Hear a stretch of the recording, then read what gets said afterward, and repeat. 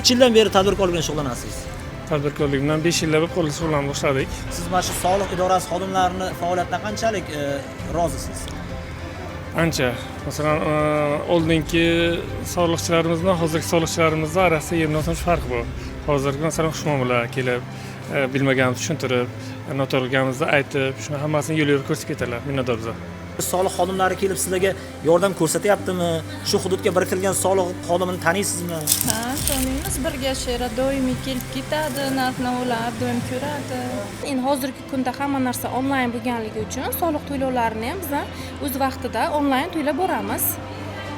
Menimcha hammasi joyida, yaxshi.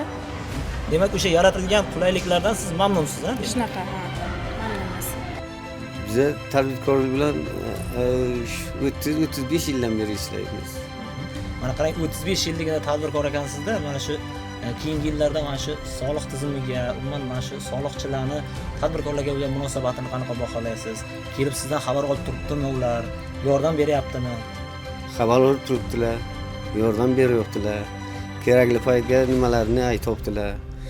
Mana yangiliklarni aytibdilar.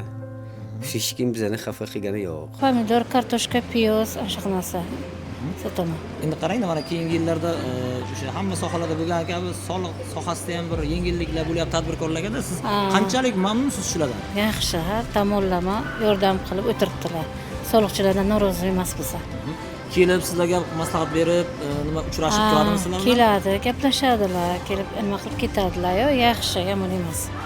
Bizga biror marta bir yomonlik qilganlar yo'q. Kelib mana shu yerga gapirib, o'zlari maslahat berib, o'zlari ketadi. Xudoga shukr, ming qadar shuni qilsam, qara qazon qaynadi, bolalarni boqib o'tirmiz.